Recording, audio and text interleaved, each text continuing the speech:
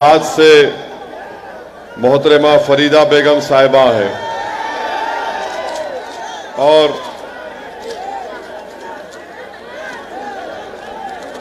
Ward number 11 से मोहतरमा अख्तर साहिबा, वार्ड नंबर 15 से जनाब हमारी बहन मोहतरमा पी नदीमा, वार्ड नंबर 16 से मोहतरमा जुगनू, वार्ड नंबर 26 से शेख रियाज साहब। तो जुमला 9 उम्मीदवार कैंडिडेट्स मजलिस इत्तेहादुल मुस्लिमीन के इस इलेक्शन में है। मैं आपसे ये गुजारिश करने आया हूं कि 10 मार्च के दिन आप तमाम से अपील करने आया हूं कि आप अपना एक वोट पतन के निशान पर देकर आपके इत्तेहाद को मजबूत करिए, आपके सियासी शऊर को मजबूत करिए। हिंदूपुर में आपकी वोट की अहमियत को अगर बढ़ाना है तो मेरी आपसे गुजारिश है कि आप 10 तारीख के दिन मजलिस इत्तेहादुल मुस्लिमीन के हक में अपने वोट का इस्तेमाल करें।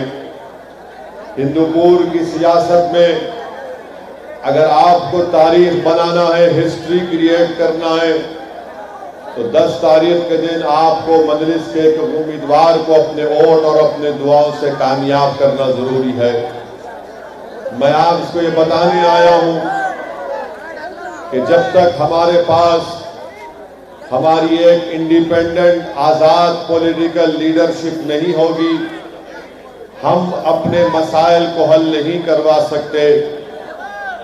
मैं आपको बड़ी जिम्मेदारी के साथ ये भी अर्ज कर रहा हूं, ये भी बता रहा हूं कि सारे मुल्क में बीजेपी और आरएसएस की ताकत में इजाफा हो रहा है।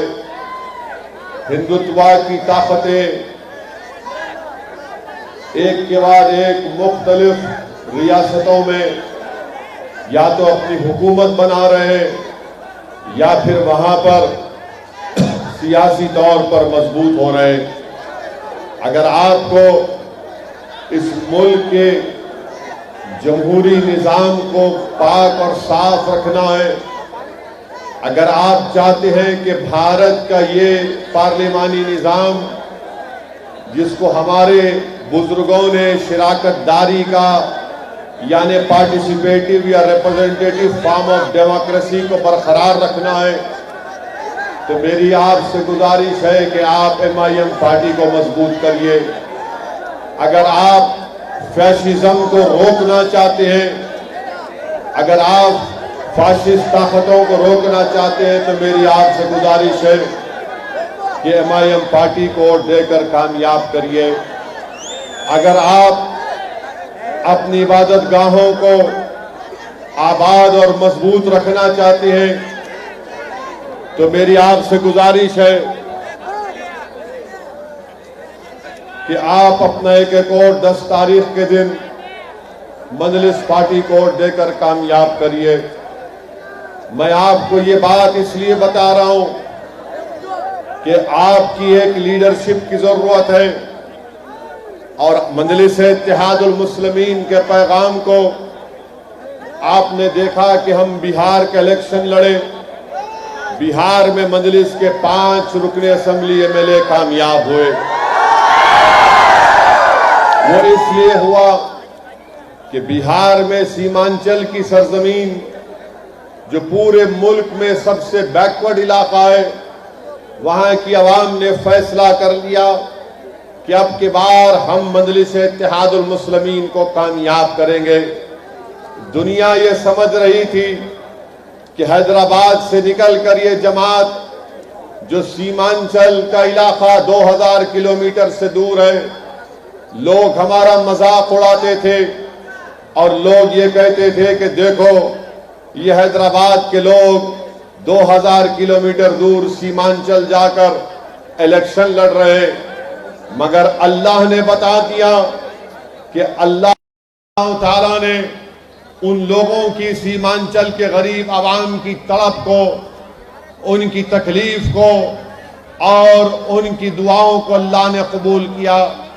और मजलिस इत्तेहादुल मुस्लिमीन ने बिहार की सियासत में एक नई तारीख बना दी।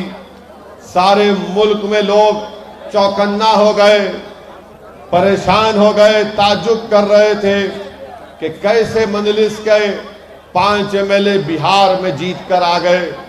मेरे अजीज दोस्तों और बुजुर्गों, हमारी कामयाबी वहां पर नहीं रुकी।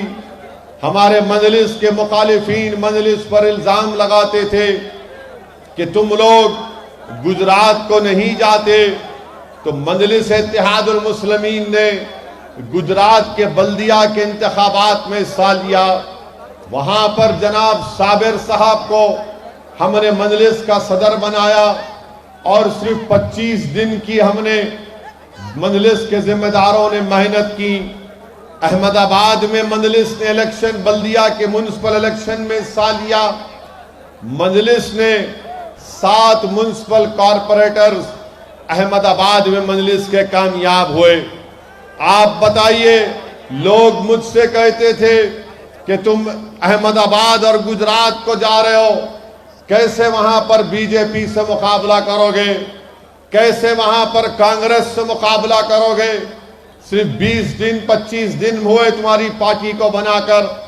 तो हमने कहा कि हम कोशिश करेंगे, मेहनत करेंगे, जुस्तजू करेंगे, गुजरात की जनता और आवाम के दरमियान में जाकर हमारी बात को रखेंगे।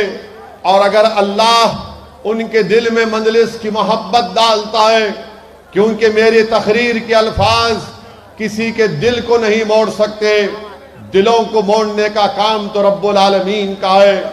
हमने कोशिश की, अहमदाबाद से मजलिस के 7 म्युनिसिपल कॉरपोरेटर्स कामयाब हुए। गोधरा में जिंदगी में कभी नहीं गया था। गोधरा में मजलिस के 8 उम्मीदवार कैंडिडेट्स थे। गोधरा में 8 में से 7 MIM के कॉरपोरेटर्स कामयाब हुए। हम मोडासा में हमने अपने उम्मीदवारों को खड़ा किया। वहां पर मजलिस मेन अपोजिशन पार्टी बन गई। मोडासा में मजलिस के 9 कॉरपोरेटर जीते और कांग्रेस के 6 जीते। भरूच में हमने कैंडिडेट खड़ा किए, हमारा एक वहां से उम्मीदवार कामयाब हुआ। मेरे अजीज दोस्तों और बुजुर्गों, जब गुजरात की सरजमीन की आवाम ने मजलिस को अपना लिया, मजलिस को अपने सीने से लगा लिया, मैं आज यहां पर हिंदूपुर में खड़े होकर मैं गुजरात के उन तमाम आवाम को सलाम करता हूं, उनको मुबारकबाद देता हूं कि उन्होंने मजलिस को कामयाब किया। जो बरसों से मुख्तलिफ पार्टी वहां पर काम कर रही थी, उन्होंने मजलिस के उम्मीदवारों को कामयाब किया। और आज आप देखेंगे कि इंशाअल्लाह ताला जिस मोहब्बत और खुलूस के साथ अहमदाबाद, गोधरा, मोडासा और भरूच की जनता ने मजलिस के कैंडिडेट्स को कामयाब किया, इंशाअल्लाह ताला वहां पर मजलिस के कॉरपोरेटर्स इतना काम करेंगे, डेवलपमेंट करके दिखाएंगे, ताकि इंशाअल्लाह जब आइंदा साल जब वहां पर गुजरात के असेंबली के इलेक्शन होंगे, मुझे यकीन है कि अगर हम इसी तरह इखलास के साथ काम करेंगे तो कोई ताज्जुब की बात नहीं होगी जब अहमदाबाद में और गुजरात की असेंबली में मजलिस इत्तेहादुल मुस्लिमीन का रुकन असेंबली कामयाब होकर जाएगा। मेरे अजीज दोस्तों और बुजुर्गों, हैदराबाद में बल्दिया का इलेक्शन हुआ, म्युनिसिपल इलेक्शन हुआ। मजलिस को हराने के लिए अमित शाह आ गए, मजलिस को हराने के लिए योगी आदित्यनाथ आ गए, मजलिस को हराने के लिए बीजेपी के कौमी सदर नड्डा आ गए, मजलिस को हराने के लिए बीजेपी के मुख्तलिफ कैबिनेट, यूनियन कैबिनेट मिनिस्टर्स आ गए। मगर आपने देख लिया कि मैं फिर से हिंदूपुर की आवाम की तरफ से यहां से खड़े होकर मैं हैदराबाद की आवाम का शुक्रिया भी अदा करता हूं कि सब आए, मगर नतीजा क्या निकला? मजलिस को हरा नहीं सके। मजलिस के 44 अरकान बल्दिया कामयाब हो गए। मेरे अजीज दोस्तों और बुजुर्गों, ये इसलिए मुमकिन हुआ क्योंकि आपने वोट डाला, आपने वोट भी डाला और आपने दुआएं भी की। ये एक तब्दीली पूरे मुल्क में मुस्लिम अक़लियत में मैं देख रहा हूं। ये तब्दीली हमारे दलित भाइयों में आ रही है, जो इस बात को महसूस कर रहे हैं। आदिवासी लोग भी इस बात को महसूस कर रहे हैं कि गुजरात में हमने भारतीय ट्राइबल पार्टी से अलायंस किया, जिसके सदर 9 टर्म के एमएलए जनाब छोटू भाई वसावा साहब के साथ हमने अलायंस किया। मैं ये देख रहा हूं कि मुस्लिम अक़लियत हो, दलित हो, आदिवासी हो, वो अब तंग आ चुका है इन तमाम बड़ी बड़ी पार्टीज को वोट देकर। वो अपने आप से सवाल कर रहा है कि हम कब तक इनको वोट डालेंगे, हम कब तक खामोश बैठे रहेंगे, हम कब तक डर डर कर अपनी जिंदगी को गुजारेंगे। इसीलिए मैं आज आपके दरमियान में खड़े होकर ये बात बड़ी जिम्मेदारी के साथ अर्ज कर रहा हूं। और मुझे बड़ी खुशी भी हो रही है कि हिंदूपुर में जब मैं आप लोगों के हजारों के मजमे को देखता हूं तो मुझे पूरा यकीन है कि जिस तरह गुजरात में मजलिस के अरकान बल्दिया कामयाब हुए, इंशाअल्लाह ताला उसी तरह हिंदूपुर में भी मजलिस इत्तेहादुल मुस्लिमीन का परचम लहराएगा। और लहराना जरूरी है मेरे भाई। ये परचम को लहराना जरूरी इसलिए है क्योंकि जब तक आप हिंदूपुर में अपनी लीडरशिप को नहीं बनाएंगे, आपके मसाइल हल नहीं हो सकते। मैं हिंदूपुर की आवाम का, रायलसीमा की आवाम का, आंध्रा की आवाम का भी शुक्रिया अदा करता हूं कि जब 2019 के असेंबली और पार्लियामेंट के इलेक्शन हो रहे थे तो यकीनन एमआईएम पार्टी ने आपसे अपील की थी कि चंद्रुडू और मोडी को हराने के लिए हमने आपसे अपील की थी कि चंद्रुडू को और मोदी को हराने के लिए आप वाईएसआरसीपी का असेंबली और पार्लियामेंट के इलेक्शन में साथ दीजिए। मैं आपका शुक्रगुजार हूं कि आपने हमारी बात को कबूल किया और चंद्रुडू हार गए, मोदी भी हार गए। ये म्युनिसिपल इलेक्शन है। मैं म्युनिसिपल इलेक्शन में आपके दरमियान में आकर आपसे अपील कर रहा हूं कि अब के बार हिंदूपुर में मजलिस के 9 कैंडिडेट्स को आपको कामयाब करना है। अगर मजलिस के कैंडिडेट के सामने वाईएसआरसीपी भी होगी या टीडीपी होगी या बीजेपी होगी, आप तीनों को वोट नहीं देंगे, मगर सिर्फ और सिर्फ मजलिस के पतन के निशान पर बटन दबाकर अपनी पार्टी को कामयाब करेंगे। इसलिए कामयाब करेंगे आप क्योंकि आपको हिंदूपुर में अपनी लीडरशिप बनाना है। अगर हम अपनी लीडरशिप को बनाएंगे तो कल ये लोग बीजेपी और आरएसएस के झूठे प्रोपेगेंडे का मुकाबला करेंगे। अगर आज आप अपने हिंदूपुर में अपनी पार्टी के उम्मीदवारों को कामयाब करेंगे तो कल जो तूफान उठने वाला है, मेरी बात को याद रख लो आप। मैं डराने के लिए नहीं कह रहा हूं। कल जब तूफान आएगा तो तूफान से मुकाबला घर में छुपकर, घर के दरों दरवाजों को बंद कर तूफान का मुकाबला नहीं कर सकेंगे। ये कोई मौसमी तूफान नहीं होगा, बल्कि फिरका परस्ती का तूफान होगा। ये नफरत का तूफान आएगा आंध्रा में। उस तूफान का मुकाबला वही लोग कर सकते हैं जिनके पास हिम्मत होगी, जिनके पास हौसला होगा, जिनके पास जज्बा होगा, जिनके सीनों में एक धड़कता हुआ दिल होगा और जो सीना तान कर इन फिरका परस्त ताकतों से कहेंगे, जो सीना तान कर इन फिरका परस्त ताकतों से कहेंगे कि तुम्हारा तूफान दूसरी जगह जा सकता है, मगर हिंदूपुर की सरजमीन में हम इस फिरका परस्ती के तूफान को दाखिल होने नहीं देंगे। मेरे अजीज दोस्तों और बुजुर्गों, मैं आपको अपनी तारीख याद दिला रहा हूं। अरे याद रखो, ये जो तूफान आएगा आंध्र प्रदेश में, मगर तुम्हारी तारीख ये है कि तुम्हारा वजूद खुद एक तूफान था। तुम्हारा वजूद खुद एक तूफान था। तुम्हारा वजूद खुद दुनिया को एक रोशनी दिया। तुम्हारा और हमारा वजूद दुनिया को अंधेरों से निकाल कर एक नई राह दिया। इसीलिए मैं आपसे गुजारिश कर रहा हूं कि रात बड़ी लंबी होने वाली है, आप अपनी पार्टी को कामयाब करिए। ये दूसरे पार्टियां हैं, ये सिर्फ जबानी तौर पर बयान दे सकते हैं मगर कुछ कर नहीं सकते।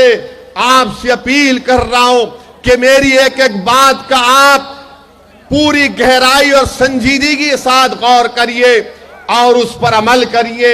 मैं आपसे अपील कर रहा हूं कि आप मजलिस को कामयाब करना जरूरी है। आंध्र प्रदेश में मजलिस को कामयाब करना जरूरी है, उत्तर प्रदेश में मजलिस को कामयाब करना है, पूरे मुल्क में। इसलिए कि जितने सेकुलर पार्टियां हैं, ये तमाम सेकुलर पार्टी अपने आप को सेकुलर कहते। चंद्रबाबू नायडू, इनकी तेलुगु देशम पार्टी, आप सोचो कि चंद्रबाबू नायडू ने क्या बयान दिया जब यहां पर आंध्र प्रदेश के मंदिरों में उनकी बेहुरमती की गई। तो चंद्रबाबू नायडू ने क्या बयान दिया।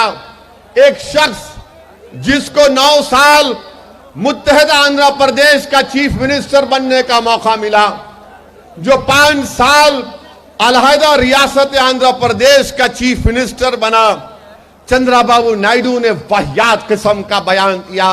हम चंद्रबाबू नायडू से पूछ रहे हैं, क्या इस भारत में सिर्फ एक ही मजहबी इबादत गाह की अहमियत होगी?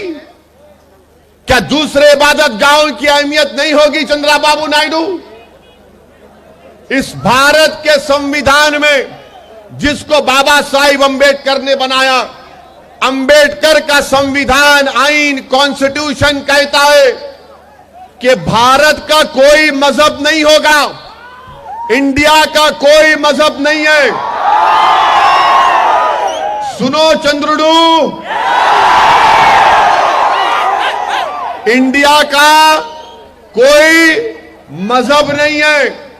इंडिया का रिलीजन ना इस्लाम है, इंडिया का रिलीजन ना हिंदुइज्म है, इंडिया का रिलीजन ना बुद्धिज्म है, ना इंडिया का रिलीजन क्रिश्चियनिटी है, ना इंडिया का रिलीजन सिखिज्म है। भारत का कोई मजहब नहीं है। भारत इन तमाम मजहब के मानने वालों को मानता है और जो नहीं मानता उनको भी मानता है। तो चंद्रबाबू नायडू को यह बात नहीं मालूम। चंद्रबाबू नायडू, क्या तुम भूल गए कि तुम 2 बार चीफ मिनिस्टर बने? तुमने कौन सी किताब पर हल्फ उठाया बताओ?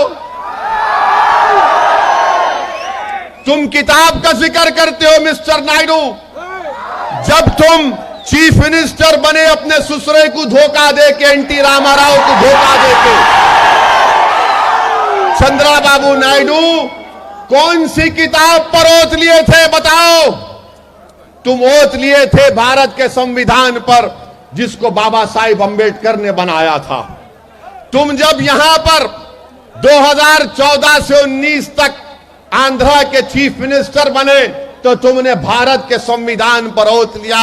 मुझे यह बात कहना पड़ रहा है कि चंद्रबाबू नायडू ने जो बयान दिया, मुझे इस पर कोई हैरत नहीं है, मुझे उस पर कोई ताज्जुब नहीं है। मेरे भाई, अब बीजेपी के जो इंचार्ज हैं आंध्रा के, उनका नाम मैं जिक्र नहीं करना चाहता, मगर जो बीजेपी के इंचार्ज है आंध्र प्रदेश के, वो कहते हैं कि आंध्र प्रदेश क्रिश्चियनिटी में तब्दील हो जाएगा। अगर भारत में, आंध्र प्रदेश में अगर कोई मुसलमान होता है, कोई क्रिश्चियनिटी को एक्सेप्ट करता है, कोई हिंदुइज्म को एक्सेप्ट करता है, तो बताओ, अगर कोई इस्लाम और क्रिश्चियनिटी को एक्सेप्ट करता है तो क्या उससे भारत की सिटीजनशिप निकल जाएगी? अगर कोई मजहब तब्दील करता है, मगर डराना इनका मतलब है, नफरत पैदा करना चंद्रबाबू नायडू का मकसद था। यह बीजेपी के इंचार्ज का मकसद भी यही है कि नफरत पैदा करो। मेरे भाई, अब वाईएसआरसीपी की तरफ से सिर्फ बयान आ रहा है, स्टेटमेंट आ रहा है और मुझसे कहा जाता है। जब मैं यहां पर आ रहा था तो YSRCP के लोग मुझे फोन करके वो पूछते हैं, असदुद्दीन ओवैसी साहब, YSRCP के बड़े लोग, बहुत बड़े लोग हैं, उन्होंने हमको बोले, अरे साहब ये छोटा इलेक्शन है, आप इतने बड़े आदमी क्यों आ रहे हैं? फिर दूसरे एक साहब फोन करके बोले, ओवैसी साहब हिंदूपुर का माहौल अच्छा है, खराब मत करो आके। तो पहला उनका सवाल, उनका जो जुमला था कि छोटा इलेक्शन है, आप क्यों आ रहे, आप बड़े आदमी हैं। तो मैं YSRCP के जिम्मेदारों को बता रहा हूं, मैं बड़ा नहीं हूं, मैं बिल्कुल छोटा आदमी हूं। और अगर कोई बड़ा है तो अल्लाह की जात सबसे बड़ी है और सब उसके नीचे है, कोई बड़ा नहीं है। अल्लाह सबसे बड़ा है, जमीन और आसमान का खालिक अल्लाह है। इसीलिए हम क्या कहते हैं, अल्लाहु अकबर। अब दूसरा उनका ये बोलना, ये छोटा इलेक्शन है, आप क्यों आ रहे, मजलिस की तारीख क्या है। यहां बहुत से नौजवान हैं, मैं नौजवानों को बताना चाह रहा हूं कि जब 63 साल पहले मजलिस इत्तेहादुल मुस्लिमीन को दोबारा बनाया गया और जब मजलिस का दोबारा उसको अहिया किया गया तो पहला इलेक्शन मजलिस ने कौन सा लड़ा मालूम आपको? 63 साल पहले मजलिस के अहिया के बाद 1960 का पहला हैदराबाद का म्युनिसिपल इलेक्शन मजलिस लड़ी। तो मजलिस का सियासी सफर म्युनिसिपल इलेक्शन से शुरू हुआ। 1960 का पहला म्युनिसिपल इलेक्शन मजलिस लड़ी। सलाहुद्दीन ओवैसी रहमतुल्लाह अलैह रुकने बल्दिया बने। उस वक्त मजलिस के 17 अरकान बल्दिया कामयाब हुए, जिसमें से 4 या 5 हमारे दलित भाई थे। तो म्युनिसिपल इलेक्शन ही एक सियासी जमात के लिए बहुत अहम होता है। छोटा अगर बड़ा काम करना है तो सबसे पहले छोटा काम करना पड़ता है। और मुझे यकीन है कि ये छोटा काम आप नहीं कर रहे। 10 तारीख को आप जब अपने घर से पूरे इत्मीनान के साथ निकलकर अपना एक वोट मजलिस इत्तेहादुल मुस्लिमीन के हक में डालेंगे। ये इलेक्शन छोटा दिख रहा है YSRCP को, मगर मैं ये देख रहा हूं कि आंध्र प्रदेश में हम एक तारीख रकम करेंगे। यहां से हमारे सियासी सफर का आगाज होगा इंशाअल्लाह। अब दूसरा उनका सवाल कि यहां का माहौल अच्छा है, खराब क्यों करना। मैं उन लोगों को बताना चाह रहा हूं, मैं अल्हम्दुलिल्लाह बिहार में 65 इलेक्शन के रैलीज किया। कितने किया? 65 पब्लिक मीटिंग्स को मैं एड्रेस किया बिहार में। माहौल खराब नहीं हुआ। माहौल क्या हुआ मालूम? माहौल मजलिस के मुवाफिक हो गया। तो इसलिए इन्हों मेरे को ये बोल रहे थे माहौल अच्छा है, खराब मत करो। अरे अगर माहौल अच्छा है, इसलिए अच्छा है क्योंकि हिंदूपुर की आवाम ने फैसला कर लिया कि अब की बार 10 तारीख को हर घर का एक वोटर पूरे हिंदूपुर में खाली पतंग को पिलाएगा, पतंग को।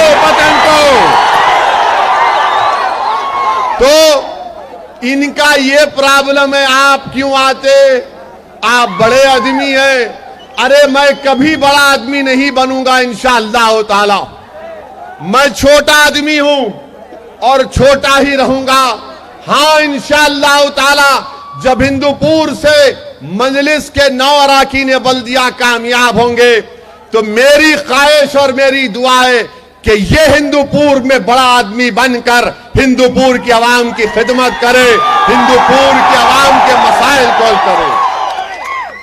मेरे अजीज दोस्तों और बुजुर्गों, मैं फिर से आपसे अपील कर रहा हूं कि हिंदूपुर में हमको अपनी एक लीडरशिप को बनाना है। और लीडरशिप क्या है? लीडरशिप आसमान से नहीं आने वाली है, जमीन से निकल कर नहीं आने वाली है। लीडरशिप को बनाना, क़यादत को बनाना, वो हमारा और आपका काम है। लोग बोलेंगे, टीडीपी वाले बोलेंगे, वाईएसआरसीपी वाले बोलेंगे, बीजेपी के लोग बोलेंगे, अरे हिंदूपुर में खाली 9 को खड़ा किए थे और यहां पर कितने 33 है, 38 है। 38 में खाली 9 को खड़ा किए।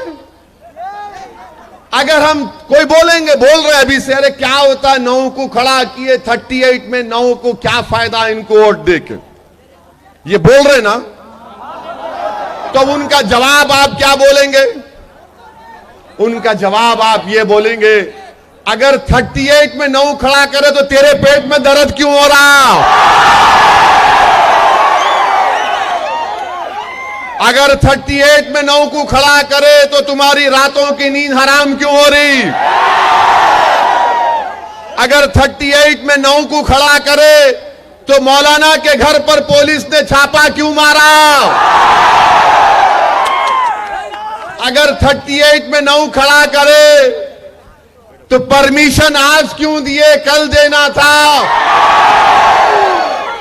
अरे 9 खड़ा करे तो इन्हों परेशान, इनको बार बार पेट में दर्द हो रहा, इनके सर में दर्द हो रहा, अब इनको फिक्र लाहक हो गई, अब क्या होगा? अब ये जो कहते ना 38 में 9 क्या करेंगे, मेरे भाई ये अल्लाह का बहुत बड़ा करम है, सदकाए नबी करीम सल्लल्लाहु अलैहि वसल्लम का, अहले दिल की दुआएं हैं कि पूरे भारत की पार्लियामेंट में कितने एमपी है? 542। कितने हैं? जोर से बोलो। उसमें से 2 आपके हैं ना, ये 2 540 पे भारी पड़ जाते अल्हम्दुलिल्लाह। तो 9 के 9 जीतेंगे तो बाकी सब पे भारी पड़ जाएंगे इंशाअल्लाह ताला। तो याद रखो, गरीबों की खिदमत के लिए, मजलूमों के इंसाफ के लिए, जालिमों के जुल्म को रोकने के लिए, फिरका परस्त ताकतों के बढ़ते हुए कदमों को रोकने के लिए, हिंदुत्व की आइडियोलॉजी को शिकस्त देने के लिए तादाद काम में नहीं आती, क्या काम में आता? हिम्मत, हौसला और अल्लाह की जात पर तवक्कल काम में आता है। इसीलिए मैं आपसे अपील कर रहा हूं कि आप 10 तारीख के दिन बेखौफ होकर, बेझिझक होकर अपने घर से निकलकर अपनी पार्टी के उम्मीदवारों को कामयाब करिए। मैं जानता हूं कि हिंदूपुर की आवाम में, चाहे हमारी मां और बहनें हो, हमारे भाई और बहन हो, हमारे बुजुर्ग हो, आप तमाम इस बात को तय कर चुके हैं कि अब की बार यहां पर मजलिस को कामयाब करेंगे। और मैं उन लोगों से अपील कर रहा हूं जो अभी सोच रहे क्या करना, दिल में तो पैदा हो गया मोहब्बत, मगर वोट डालना नहीं डालना, मैं उनसे कह रहा हूं जब प्यार किया तो डरना क्या, जब प्यार किया तो डरना क्या। आज पहली मर्तबा, एक मर्तबा आप 10 तारीख के दिन, 10 तारीख के दिन आप अपने, आपका दिल क्या बोलता उस पर फैसला करो। एक बार अपनी दिल की बात को सुन लो। दिमाग से पूछेंगे तो दिमाग, वो वाईएसआरसीपी वाले बोलेंगे हमारा 3 साल पावर है। दिमाग से पूछेंगे तो दिमाग बोलेगा 3 रूलिंग पार्टी है। दिमाग से पूछेंगे तो बोलेंगे चंद्रडू भी है। मगर दिल से पूछेंगे जब दिल से पूछेंगे तो दिल बोलेगा ना रूलिंग पार्टी, ना चंद्रुडू, ना बीजेपी, अब के बाद ओनली मजलिस, ओनली मजलिस, ओनली मजलिस इंशाअल्लाह। मेरे अजीज दोस्तों और बुजुर्गों, और ये वाईएसआरसीपी के लोग, मैं उनको बताना चाह रहा हूं, ये ruling party, ruling party, ruling party, ये क्या रूलिंग पार्टी है जी? अरे तुम रूलिंग पार्टी हो तो क्या तुम खुदा बन गए? अरे रूल तो हमेशा अल्लाह का और अल्लाह का ही रहेगा इंशाअल्लाह। God is supreme, Allah is supreme. Allah जमीन और आसमान का बनाने वाला है। आपकी रूलिंग उसके सामने नहीं चलती। मंजर भोपाली ने अच्छा कहा था, ताकतें तुम्हारी है तो खुदा हमारा है, ताकतें तुम्हारी है तो खुदा हमारा है। अपने अक्स पर क्या कहा था, अपने अक्स पर इतना इतना हो, 12 आईना हमारा है। ताकत ताकत, अरे क्या कर लेते? एनटी रामाराव के पास भी ताकत थी, हारे नहीं हारे इलेक्शन। नायडू भी बोलते थे मैं रूलिंग पार्टी हूं, रूलिंग पार्टी हूं, ऐसा ऐसा करके चले गए। पावर किसी के पास नहीं रहता, याद रखो, पावर किसी के पास नहीं रहता। Power is not eternal. अगर कोई इख्तिदार के नशे में डूब कर बोलेगा मैं आज पावर में हूं, मैं ऐसा करूंगा, कर लो, कल तुम्हारे हाथ से पावर चला जाएगा तो क्या करोगे तुम? क्या करोगे तुम? जब तुम्हारे घर पे धावा पड़ेगा, जब तुम्हारे घर में जाके, मौलाना घर में जाके वो पलंग के नीचे क्या है इसमें? अगर मैं रहता तो पुलिस को बोलता कमरे में क्यों जाता, बैतुल खला में जाके देख, टॉयलेट में जा, लोटा लेके जा। तारत करना नहीं आता तो मैं सिखाता हूं तेरे को तारत क्या होती। आज आप रेड करा रहे, कल इंशाअल्लाह ताला कल आपके पास से पावर चला जाएगा। जब आप क्या रोएंगे बैठ के? ये इस तरह नहीं काम करना चाहिए। अब आप आ जाइए मेरे अजीज दोस्तों और बुजुर्गों, 10 तारीख को मजलिस को वोट देना इसलिए भी जरूरी है कि बीजेपी की तरफ से पूरे मुल्क में दोबारा CAA NPR NRC शुरू होने वाला है। हिंदू अखबार की रिपोर्ट है, हिंदू अखबार के रिपोर्टर की रिपोर्ट है कि अनकरीब में मुल्क में बीजेपी CAA NPR NRC शुरू करेगी। आप पार्लियामेंट तो देखते ना, पार्लियामेंट में कौन थे जिसने मोदी की हुकूमत के सामने, मोदी के 300 MPs के सामने अगर किसी ने CAA एक्ट को ये कहकर पार दिया है कि संविधान के खिलाफ है, मजलिस इत्तेहाद मुस्लिमीन है। क्या करे वाईएसआरसीपी वाले, क्या करे कांग्रेस पार्टी वाले, क्या करे TDP वाले? कुछ नहीं। ऐसा न करो आप। प्राइम मिनिस्टर को बोल रहे, prime minister garu don't do it. हम क्या बोले? ये ले तेरा फाड़ के थे ले। और मैं आपको बता रहा हूं, आंध्र प्रदेश के असेंबली में वाईएसआरसीपी ने एक रेजोल्यूशन पास किया और क्या कहा उन्होंने कि 2010 का NPR और NRC का क्वेश्चनेयर होना चाहिए। मैं वाईएसआरसीपी के जिम्मेदारों को बता रहा हूं, मेरे कान में फूल नहीं है, मैं कोंचम पढ़ा लिखा हूं। मैं twinkle twinkle little star. NPR NRC का जो क्वेश्चनेयर होता है वो स्टेट गवर्नमेंट तय नहीं करती, वो मोदी दिल्ली में तय करेगा, वो दिल्ली में मोदी तय करेंगे। इसीलिए हम वाईएसआरसीपी के और यहां के चीफ मिनिस्टर से ये डिमांड करते हैं कि आप एक कैटेगोरिकल एश्योरेंस दे दो कि आंध्र प्रदेश में एनपीआर एनआरसी एक्सरसाइज नहीं होगा, नहीं होगा। आपको नहीं चाहिए ना, आपको नहीं चाहिए ना, तो मेरे साथ जोर से कहो कि नो एनपीआर नो एनआरसी, जोर से कहो नो एनपीआर नो एनआरसी। अब हम उम्मीद करते हैं वाईएसआरसीपी वाले सुन रहे होंगे। मेरे को बताया गया कि कहीं छुप के घर में बैठ के सुन रहे मेरी तकरीर को। सुनो, कान का मैल साफ हो जाएगा, दिल के जाले, दिमाग के जाले साफ हो जाएंगे, तुम में भी कोई हिम्मत पैदा हो जाएगी। ये बात मैं आपको बताने के लिए कहना चाह रहा था। लोग बोलते मजलिस क्या करी, मजलिस के 7 एमएलए तेलंगाना में थे। हम तेलंगाना के असेंबली में रेजोल्यूशन पास करके बोले कि तेलंगाना में नो एनपीआर नो एनआरसी होगा ही नहीं इंशाअल्लाह ताला।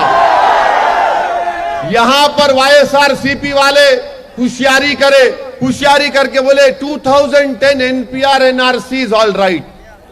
मेरे भाई, आपके अख्तियार में नहीं है वो अमित शाह और नरेंद्र मोदी डिसाइड करेंगे कौन सा क्वेश्चनर होना, कौन सा क्वेश्चनर बनाएंगे, और होगा तो आपको फॉलो करना पड़ेगा। अगर स्टेट गवर्नमेंट बोल देगी कि नो एनपीआर नो एनआरसी, किस्सा खत्म। मगर बोलेंगे नहीं मालूम, मेरे को बोलते हैं या नहीं बोलते नहीं मालूम, मगर हम तो बोल दिए। इसलिए हिंदूपुर में जब 10 तारीख को वोट डालने जाएंगे,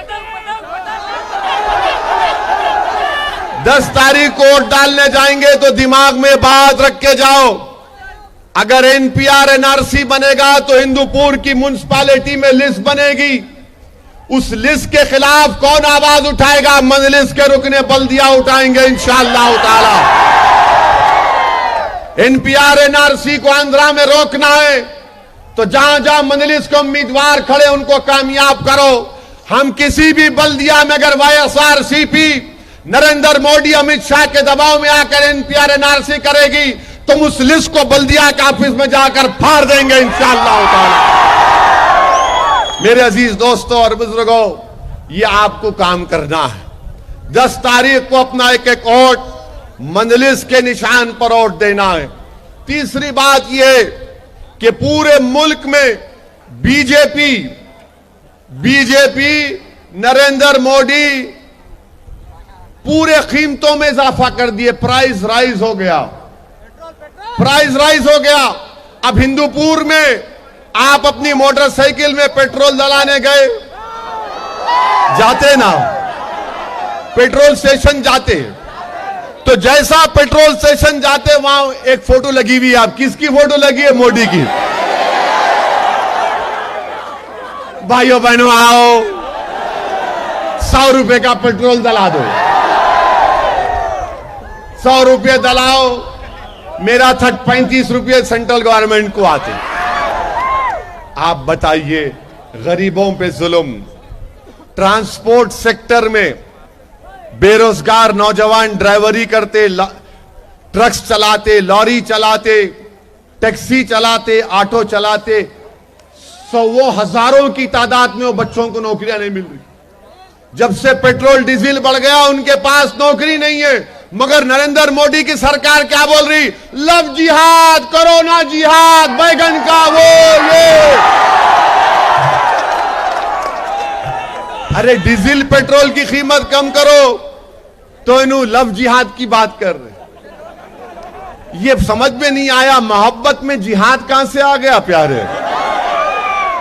मोहब्बत में जिहाद कहां से आ गया?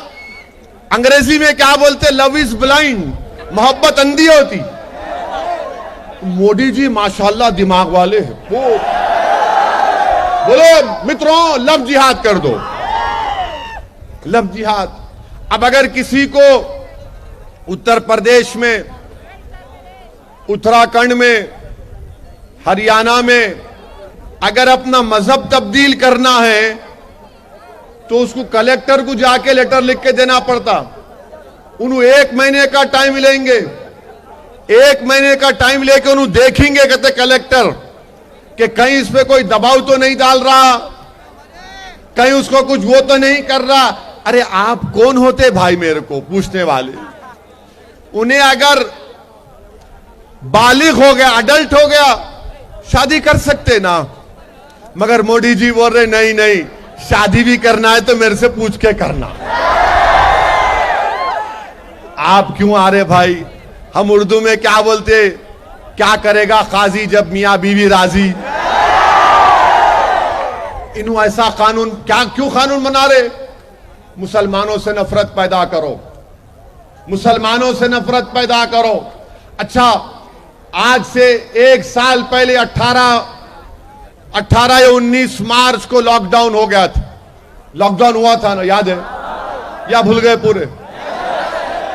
मोदी जी क्या करे, टीवी पे रात में 8 बजे आगे बोले भाइयों बहनों मित्रों, अब आज रात से लॉकडाउन हो जाएगा। कितना टाइम दिए? 4 घंटे का। उसके बाद लॉकडाउन में क्या हुआ? करोड़ों लोगों की नौकरियां चले गई। कितने लोगों की नौकरी गई? करोड़ों लोगों की नौकरी चले गई। और खास तौर से वो लोग जो रोज मेहनत करके अपना पेट पालते थे, उनकी नौकरी चले गई। लाखों की तादाद में लेबरर्स जो मुंबई से, पूना से, हैदराबाद से, मुल्क के बड़े बड़े दिल्ली से बिहार को, कलकत्ता को जा रहे थे, यूपी को जा रहे थे, झारखंड को जा रहे थे। मोदी जी परेशान हो गए तो क्या किया उन्होंने? तवज्जो हटाने के लिए क्या किया? बोला कि ये मुसलमानों की वजह से कोरोना भारत में आया। कैसा आया? कोरोना जिहाद। और कहा ये तबलीगी जमात के लोग जिम्मेदार, ये तबलीगी जमात के लोगों की वजह से कोरोना आया। जबकि मुल्क में, भारत में सबसे पहला अगर कोई कोरोना का पेशेंट मिला, मालूम कहां मिला आपको? केरला में मिला। उन्हें कौन था? इटालियन था। उन्हें इटालियन था। मगर मुसलमानों से नफरत पैदा करने के लिए, इस्लाम से नफरत पैदा करने के लिए संघ परिवार और बीजेपी ने कह दिया तबलीगी जमात आने कोरोना जिहाद। आप बताइए, वाकई में तारीफ करना ये आरएसएस बीजेपी वालों की, क्या दिमाग है भाई, ओ परफेक्ट दिमाग। कोरोना को भी इन्हों कलमा पढ़ा दिए। बोले तो कलमा पढ़ ले, कोरोना को बोले पढ़ ले अशहदु अल्ला इलाहा इल्लल्लाह व अशहदु अन्ना मुहम्मद रसूलुल्लाह। क्या बीमारी का कोई मजहब होता? कोई मजहब होता बीमारी का? बताइए आप।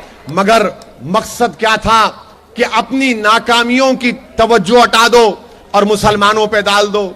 तबलीगी जमात के लोगों को पकड़ा पकड़ी शुरू हो गई। अच्छा, फिर ये पकड़ा पकड़ी का असर यह भी हुआ कि वाईएसआरसीपी का डिप्टी चीफ मिनिस्टर, क्या नाम है उसका? नारायण स्वामी। भूल गए? अरे कैसा भूल जाते भाई आप लोग? नहीं भूलना मेरे भाई, याद रखना। देखो नौजवानों, याद रखो इन तमाम बातों को। वाईएसआरसीपी का डिप्टी चीफ मिनिस्टर नारायण स्वामी है नहीं है? उन्होंने क्या स्टेटमेंट दिए थे? क्या बोले थे? ये मुसलमाना गंदे हैं, साफ सुथरा नहीं रहते, खाना अच्छा नहीं खाते, इसलिए कोरोना इनसे पहला। अरे नारायण स्वामी साहब, आप आ जाओ, मैं बताता हूं कितना हम साफ सुथरा रहते। हम एक पेशाब का खतरा हमारे जिस्म पर गिर गया तो उसको साफ करते, अल्लाह की इबादत करना हमको। मगर ये नारायण स्वामी बोल दिए और आप लोग खामोश बैठ गए। कौन नारायण स्वामी के खिलाफ आवाज उठाया? मैं हैदराबाद में बैठा था, मीडिया के लोग वापिस आए, मेरे से पूछे, मैं बोला खबरदार, अगर हमारे पोंगली उठाएंगे ठीक नहीं है, याद रखो। क्या एक्शन लिए वाईएसआरसीपी के लोग? हम यहां पे हिंदूपुर को आ रहे तो बोले मत आओ साहब, अच्छा माहौल है। आपका डिप्टी चीफ मिनिस्टर इस तरह की वाहियात बात किया, कोई कुछ नहीं बोलते। और माशाल्लाह आप लोगों को भी याद नहीं है, याद रखना चाहिए, क्योंकि हमेशा याद रखो, अच्छे वक्त में तो सब तारीफ करते, जब बुरा वक्त आता ना तो जब ही शैतान की जहनियत का अंदाजा होता हमारे को। जब इनके दिमागों में जो छुपा है अल्लाह इनकी जबान से निकाल देता कि ये इनकी नीयत है, ये इनके अज़ाइम है, ये इनकी सोच है और ये इनकी नफरत है। मेरे अजीज दोस्तों और बुजुर्गों, तबलीगी जमात के लोगों पर जुल्म एक के बाद एक पकड़ कर डालते गए, नहीं इनका करे उनका रे। कोरोना का कोई मजहब नहीं था, ना कोई मजहब है। अगर अमेरिका में फैल गया, 5 लाख लोग अमेरिका में मर गए अब तक, कौन फैलाया वहां पे? इटली में, जर्मनी में, इंग्लैंड में अभी भी चल रहा है, बर्तानिया में। मगर हमारा एक ही मुल्क है जहां पर मुसलमानों को, इस्लाम को बदनाम करने के लिए साजिश रची गई। मगर अल्लाह का लाख लाख करम है कि अल्लाह सुब्हाना व तआला ने इनकी साजिश में इनको नाकाम कर दिया। इनकी झूठ इनके मुंह पर पड़ गई। पूरे कोर्ट में केसेस चले और कोर्ट में केस गया तो एक के बाद एक कोर्ट बोल रहा कि तुमने गलत किया, इनका कोई रोल नहीं है, छोड़ो इनको। पूरे केसेस खत्म हो गए अल्हम्दुलिल्लाह। मेरे अजीज दोस्तों और बुजुर्गों, मेरी आपसे इल्तिजा है कि आप समझिए इन तमाम चीजों को। हो सकता कि आपको मेरी बहुत सी बातें शायद समझ में नहीं आ रही होगी कि आखिर क्या हो गया असदुद्दीन ओवैसी को, क्या जो YSRCP के बारे में भी कह रहे हैं। मेरे भाई, जो सच्चाई है ना उसको बयान करना जरूरी है, जो हकीकत है उसको बयान करना जरूरी है, और डरने और घबराने की जरूरत नहीं है। आपको अपनी पार्टी को कामयाब करना है और 10 तारीख के दिन अपना एक एक वोट पतंग के निशान पर लगाना है। और डरने और घबराने की इसलिए भी जरूरत नहीं है कि ये जो लोग पावर में है, रूलिंग पार्टी, मेरे भाई आप देखो, इख्तिदार फिरौन के भी पास था, इख्तिदार नमरूद के पास भी था, इख्तिदार यजीद के पास भी था, इख्तिदार मुगलों के पास भी था, इख्तिदार बहुत से बादशाहों के पास था, इख्तिदार इस मुल्क और इस रियासत के कई लोग प्राइम मिनिस्टर और चीफ मिनिस्टर बन गए। मगर इख्तिदार वक्तिया होता है, टेम्पररी होता है, टेम्पररी होता है। जो लोग गरीबों से सही इज्जत करते, इंसाफ करते, नफरत नहीं करते, अल्लाह उनको बार बार कामयाब करते रहता है।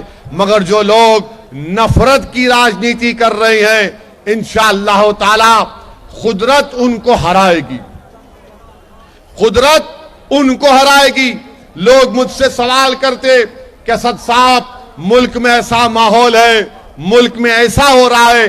मैं आपको सिर्फ एक बात, एक किस्सा मुझे याद आ रहा है, मैं आपको बताना चाहूंगा। मेरे अजीज दोस्तों और बुजुर्गों, ये दीन जो हमको और आपको मिला है, ये कोई हमको महलों से नहीं मिला। ये दीन जो हमको आपको मिला है वो हरियाली पे चल के नहीं मिला। ये दीन जो तुमको हमको मिला है वो मसाइब और मुश्किलात और खाक और खून के दरियाओं से गुजर कर तुमको और हमारे आबो अजदाद को मिला है। इस दीन को जो हमको तुमको मिला है, इसमें हमारे रसूल सल्लल्लाहु अलैहि वसल्लम को ताइफ के सफर में अपने खून में नहाना पड़ा। ये दीन जो हमको तुमको मिला है, मेरे आका सल्लल्लाहु अलैहि वसल्लम के दंदाने मुबारक शहीद हुए थे। ये दीन जो तुमको और मुझको मिला है, ये तुमको मैदानों में हरियाली पर चल के नहीं मिला, बल्कि बदर हुनैन से तुमको दीन मिला है। ये दीन अगर तुमको मिला है तो इसमें हजरत बिलाल की कुर्बानियां शामिल है, जिनको गरम गरम रेत पर लिटाकर गरम गरम पत्थर रख दिया जाता था। तो लाखों सलाम बिलाल पर, जो बिलाल हजरत बिलाल कहते थे कि अहाद अहाद अहाद। ये दीन तुमको मिला है तो करबला से मिला है, जिसमें नवासे रसूल को अपनी जान की कुर्बानी देना पड़ा। ये दीन हमको मिला है। इस दीन की बुनियादों में फारूक आजम, उस्मान जुल्नूरैन, शेर खुदा हजरत अली और अब्बास अलमबरदार अहले बैत का खून इसमें शामिल है। तब जाकर हमको ये दीन मिला है। और ये दीन इसलिए भी हमको मिला है कि वाकयात में आया कि फिरौन के दरबार में एक बादशाह था फिरौन। उसके दरबार में उसकी बेटी के पास एक काम करने वाली औरत थी, जिसको उर्दू में बोलते बांदी थी। वो बेचारी गरीब फिरौन के बेटी के बालों को सजा रही थी।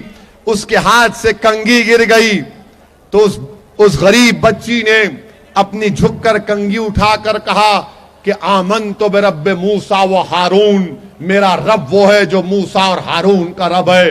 तो फिरौन की बेटी ने कहा कि तू महल में रहती, महल का खाना खाती, महल के फायदे उठाती, और तू मेरे बाप को खुदा नहीं मानती।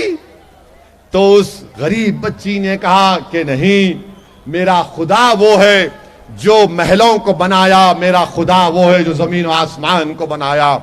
ये फिरौन की बेटी जाकर अपने बाप से शिकायत की कि ये काम करने वाली है जिसको पूरा बेनिफिट मिलता, गवर्नमेंट से पेंशन मिलता, गवर्नमेंट से ये स्कीम में पैसे मिलते, मगर वो तुझको खुदा नहीं मानती है। तो फिरौन ने भरे दरबार में उस बच्ची को बुलाया और कहा कि क्या तू मुझे खुदा नहीं मानती? तो उस बच्ची ने कहा नहीं, तू मेरा खुदा नहीं है, मेरा खुदा वो है जो मूसा और हारून का है। उस फिरौन बादशाह को गुस्सा आया। उसने कहा देख, मान ले वरना मैं तुझे तकलीफ पहुंचाऊंगा, तेरे स्कीम को बंद कर दूंगा। उस बच्ची ने कहा मैं गरीब हूं मगर मेरा खुदा वो है जो मूसा और हारून का है। फिरौन ने कहा कि इसके हाथों में कीले मार दो, और कीले मारकर पूछा बता तेरा रब कौन है? उसने कहा अमन तो बेरब्बे मूसा और हारून। फिरौन ने कहा उसके पैरों में कीले मार दो। उस बच्ची ने कहा कि मैं तुझे अपना रब नहीं मानूंगी। फिर फिरौन ने उस गरीब औरत की मासूम उसकी औलाद को, शीरखार बच्ची को लाया और बोला देख, मैं तेरी बच्ची का गला काट दूंगा, मान ले मुझे अपना खुदा। तो उस मां ने कहा कि तू मेरा गला काट दे, मेरे बच्ची का गला भी काट दे, मैं हरगिज तुझे अपना खुदा नहीं मानूंगी।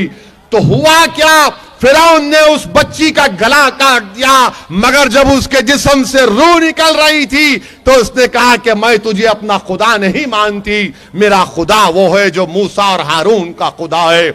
मेरे भाई, आने वाली 11 तारीख को शबे मेराज है ना, शबे मेराज है। तो शबे मेराज के वाकयात में आया कि जब मोहम्मद मुस्तफा सल्लल्लाहु अलैहि वसल्लम हजरत जिब्रील अमी के साथ आसमानों से सफर कर रहे थे तो कमली वाले आका को खुशबू आई, अच्छी खवा की खुशबू आई। पूछा है जिब्रील, यहां पर एक खुशबू आ रही है। तो जिब्रील ने कहा कि या रसूलल्लाह सल्लल्लाहु अलैहि वसल्लम, यहां उस औरत की खबर है जिसने फिरौन को अपना खुदा नहीं माना था। मेरे अजीज दोस्तों और बुजुर्गों, मेरा बयान करने का मकसद यह है कि हमारी रोजी रोटी, हमारी दौलत, हमारी इज्जत, हमारी जिल्लत, हमारी कामयाबी, हमारी नाकामी, हमारी सेहत, हमारी बीमारी, हमारी उरूज, हमारा जवाल, हमारी ताकत, हमारी कमजोरी, इन सब का देने वाला अल्लाह है। इन सब का देने वाला अल्लाह है। तो अपने ईमान को मजबूत करो, हिम्मतों को बुलंद रखो, अल्लाह से अपने रिश्ते को मजबूत करो।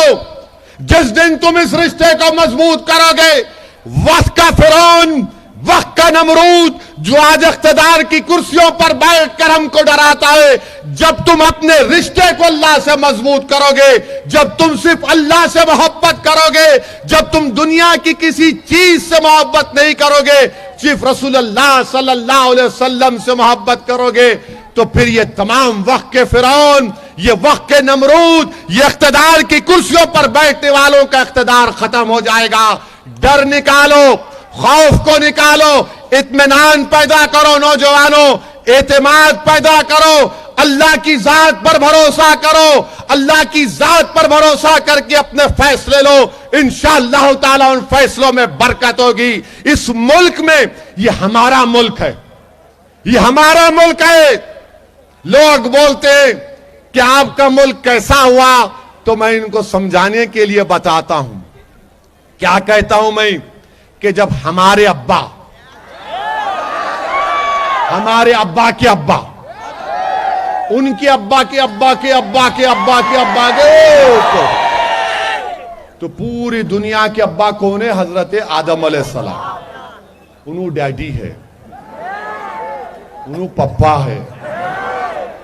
आदम अलैहिस्सलाम जब अल्लाह उनको दुनिया में भेजा तो हमारे अब्बा कहां कदम रखे थे? कहां रखे थे? यही कदम रखे थे ना। तो जब बाप कदम रखे तो बाप की जागीर होती नहीं होती? होती ना। अब ये आके बोल रहे तुम्हारे को पाकिस्तान भी जाएंगे, तुम्हारे को वो करेंगे। रे अब्बा की जमीनें कहीं जाने वाले नहीं है, इंशाअल्लाह यहीं रहेंगे इंशाअल्लाह ताला। अब्बा की जमीन है, कोई माइका लाल हमको हिला नहीं सकेगा इंशाअल्लाह। और हकीकत ये, एक और हकीकत भी है कि जब अंग्रेज हुकूमत कर रहे थे और अंग्रेजों के खिलाफ आज हमारे मदरसों को गाली दी जाती है, हमारे मदरसों के उलमाओं को कहा जाता है कि ये इनकी वजह से कोरोना फैला। अरे जालिमो, तुमसे बड़ा जालिम कोई नहीं है, तुमसे बड़ा कोई झूठा नहीं है। इस मुल्क की तारीख गवाह है कि अंग्रेजों के खिलाफ अगर किसी ने जिहाद का फतवा दिया तो यही मदरसों के मुफ्तियों ने दिया था, जिन्होंने फतवा भी दिया और अंग्रेजों से जिहाद किया, अपनी जानों को कुर्बान किया। एक दो नहीं बल्कि हजारों की तादाद में हमारे उलमाओं ने अंग्रेजों के खिलाफ जिहाद किया। आज तुम हमसे पूछते हो कि कागज दिखाना पड़ेगा? हम तुमको कागज आगज नहीं दिखाएंगे। आज तुम हमसे पूछते हो, अरे बताओ रेशमी रुमाल की तहरीक तुम्हारे अब्बा शुरू किए थे, हमारे अब्बा शुरू किए थे? रेशमी रुमाल की तहरीक हमारे मोअज़्ज़िज़ उलमाए किराम ने शुरू की थी। माल्टा की जेल में उनको जेल में डाल दिया गया। मालूम माल्टा कहां है आपको? कहां है माल्टा मालूम? कोई जरूरत नहीं, अंधेरा आन दो, अपन खुद नूर है अल्हम्दुलिल्लाह। अपना वजूद, हमारा वजूद खुद एक रोशनी है इंशाअल्लाह ताला। नूर तो रसूलुल्लाह सल्लल्लाहु अलैहि वसल्लम का है। हमारा वजूद इंशाअल्लाह ताला इस दुनिया के अंधेरों को चीरता आया और चीरता रहेगा। आपको मालूम माल्टा कहां है? माल्टा कहां है मालूम आपको? माल्टा यूरोप में है। आप सोचो कि भारत से किसी को ले जाकर माल्टा में, यूरोप में रखना। मेरे भाई, हमारे बुजुर्ग माल्टा भी चले गए। अल्लामा फजले खैराबादी को काला पानी की सजा दी गई। अंडमान, वहां पर आपके अंडमान निकोबार में वहां पर काला पानी, वहां पर रखा गया। उनसे कहा गया कि आपको फांसी पे चढ़ा दिया जाएगा। तो अल्लामा फजले खैराबादी ने कहा कि हक तो यह है कि हक अदा ना हो सका। मेरे भाई, इस मुल्क में हमको अपने बुजुर्गों के जानशीन बन के रहना है, हमारे बुजुर्गों के सक्सेसर बन के रहना है। गुलाम बन के ना थे ना कभी रहेंगे इंशाअल्लाह ताला। अगर हम किसी के गुलाम हैं तो मोहम्मद अरबी सल्लल्लाहु अलैहि वसल्लम के गुलाम हैं। उनकी गुलामी का तोख डालकर पिलेंगे। मगर किसी सियासी पार्टी के लीडर का, या वक्त का चीफ मिनिस्टर हो या वक्त का प्राइम मिनिस्टर हो, इनके इख्तिदार को देखकर हम इनके आगे सर नहीं झुकाएंगे, बल्कि इनकी आंखों में आंखें डालकर भारत का संविधान हमको इजाजत देता है कि हम इनकी आंखों में आंखें डालकर इनसे हक का मुतालिबा करें। वो काम आपको करना है मेरे भाई, वो काम आपको करने के लिए मैं आज आपके दरमियान में आया हूं। मैं आपसे अपील कर रहा हूं कि हिंदुपुर में एक तारीख को रकम कर दीजिए, एक तारीख बनाइए। और ये वाईएसआरसीपी वालों को मैं पूछना चाह रहा हूं, पाशा, ये लास्ट असेंबली इलेक्शन में आप कैसा हारे? मैं हराया आके, मैं आया था क्या? मेरा कोई कैंडिडेट था यहां पे, फिर भी हारे ना। कौन जीते यहां पे? उन्होंने जीते जो थप्पड़ मारते हर एक को। कि आदमी को जिताए भाई तुम लोग अभी, आप नहीं, आप तो दिए वोट इनको, वाईएसआर दिए ना, नहीं दिए, फिर कहीं को हारे हो? कहीं को पूछो ना भाई, अपने आप से पूछो, क्यों हारे हो? क्यों हारे हो? मेरे भाई, इसीलिए आपको बोल रहा हूं, आप अब अपनी लीडरशिप को बनाओ। ये हमारे पे क्या हो जाता है ना, इनको जिताना, इनको हराना।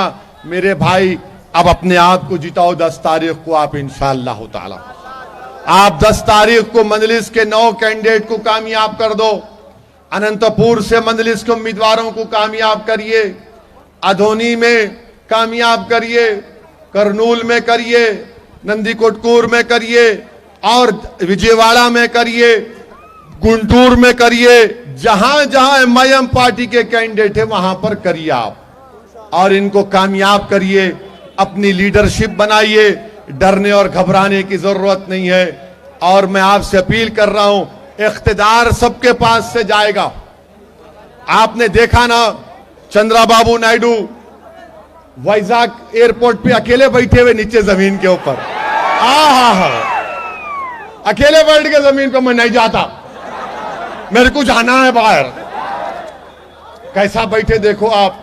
जो आदमी के अतराफ में 100-200 लोग फिरते थे, एक आदमी उसके अतराफ में नहीं है, एक भी नहीं है। क्यों हुआ? चंद्रबाबू नायडू मोदी को प्राइम मिनिस्टर बनाए ना। तो जो मोदी को प्राइम मिनिस्टर बनाए, कुदरत ने बता दिया कि तूने मोदी को बनाया, हम तेरे को जमीन पे बिठा देते। तो हम भी जो वाईएसआरसीपी के लोग हैं उनको भी बोल रहे, मेरे भाई समझो मोदी को। ये लोग आंध्र प्रदेश पे नजर लगाकर बैठे हैं। आप कुछ भी कर लो, कितने मर्तबा दिल्ली को जाके आ जाओ, आप कुछ होने वाला नहीं है। उनका मकसद क्या है कि आंध्र प्रदेश में बीजेपी की हुकूमत बनना। और अगर कौन रोक सकता है उनको? आप रोक सकते, हम रोकेंगे इंशाअल्लाह ताला। और कैसे रोकेंगे? अपनी पार्टी के उम्मीदवारों को कामयाब करो, अपनी पार्टी की लीडरशिप को बनाओ। याद रखो, आप बीजेपी से मुकाबला आइडियोलॉजी की बुनियाद पर होगा, हौसले की बुनियाद पर होगा, अज़म की बुनियाद पर होगा, कुर्बानियों की बुनियाद पर होगा। बेखौफ होकर मुकाबला करना पड़ेगा। जो हमारा संविधान हमको इजाजत देता है कि बगैर तशद्दुद के ये तमाम चीजें आपको करना है। मेरी आपसे गुजारिश है कि 10 तारीख के दिन अपना एक वोट पतंग के निशान पर लगाइए। और मैं आपसे एक बात पूछकर अपनी बात को खत्म करना चाहूंगा, क्या आप तमाम 10 तारीख के दिन मजलिस को वोट देंगे? पतंग के निशान पे वोट लगाएंगे? क्या भाई साहब, पतंग के निशान पर आप लोग भी देंगे वोट? तो फिर आप तमाम से मेरी गुजारिश है